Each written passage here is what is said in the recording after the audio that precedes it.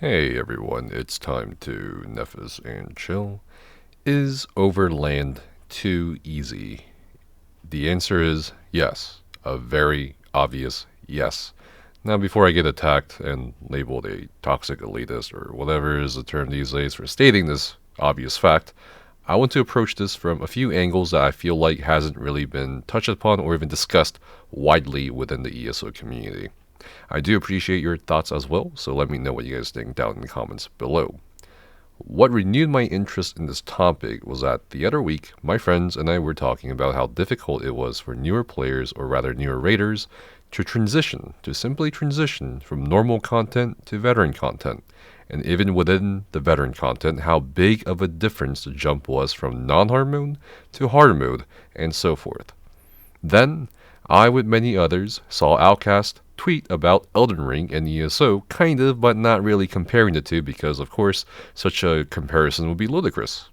The premise of that ESO Hub article Outcast was promoting was from one of his new writers, I believe his name is Andrew, that obviously millions and millions of players loved Elden Ring despite its high difficulty in comparison to other games, so could ESO also benefit from having a higher degree of difficulty as well within the Overland system?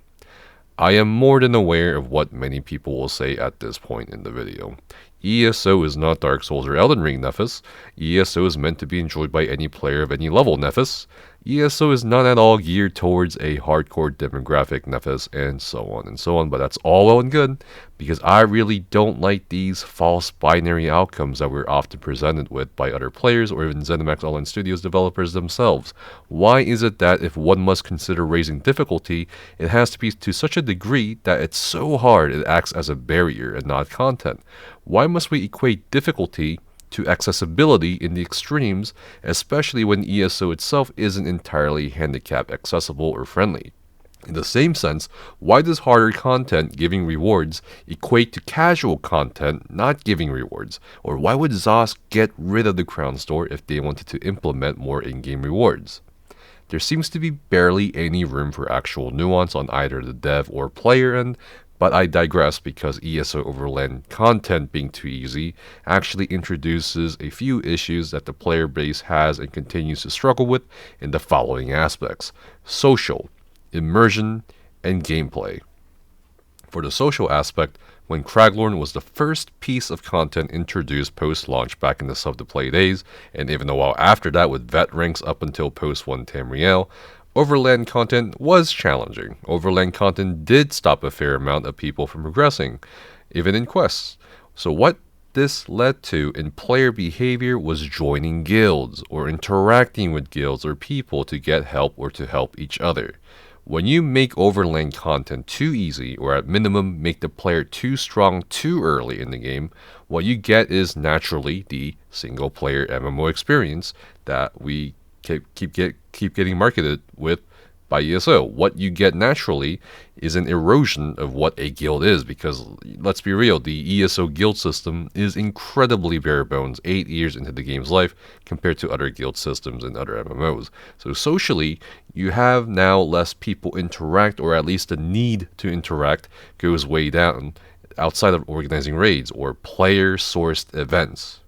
And some people will probably bring up the fact that Craglorn was unpopular, but it wasn't because of the difficulty that was unpopular, but the terrible implementation of trying to force people to group together for story content. Like, you needed 2 or sometimes 3 to 4 other people to just open up a delve or an area of the game, which is why they revamped Craglorn later on, but long after, too late, all of the Overland content was nerfed.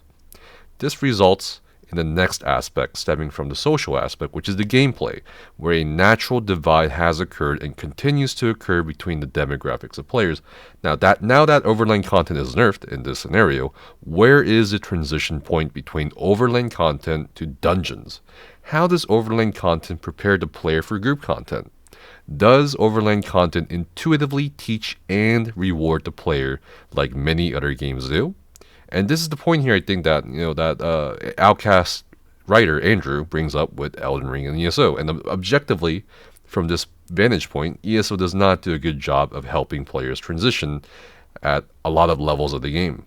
So the transition points between Overland and everything else are so bad that you get these barriers of entry where arguably other people don't even need to actually gatekeep content. And I'm not the only one saying all this, guys. It's people on ESO Reddit, ESO forums, even gaming journalists who are known to be extremely casual have pointed out the incredibly easy Overland content in ESO. This brings me to my last point, which is immersion. At this point, some people probably think I'm an asshole elitist who wants everything to be hard or something. No, what I'm saying, however, is that I am one of the many people playing ESO, regardless of experience level, that want to be immersed in questing and the story the devs make every year, every patch. But it's so hard for me and so many others to do that.